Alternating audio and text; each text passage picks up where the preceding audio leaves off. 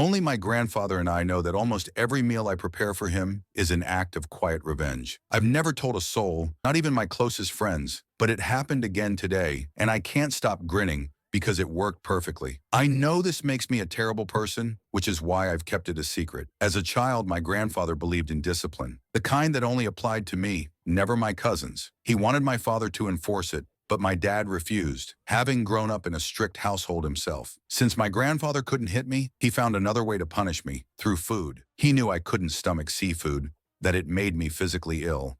Yet whenever I upset him, he'd serve me fish and insist I eat it. If I refused, he'd act wounded, making me feel guilty until I gave in. When I turned 17, I was responsible for cooking twice a week. My grandfather despises potatoes. The texture makes him gag. One evening after he berated me over something trivial, I deliberately made mashed potatoes just to spite him. From that moment on, every meal I cook for him includes some form of potato, scalloped, roasted, fried, you name it.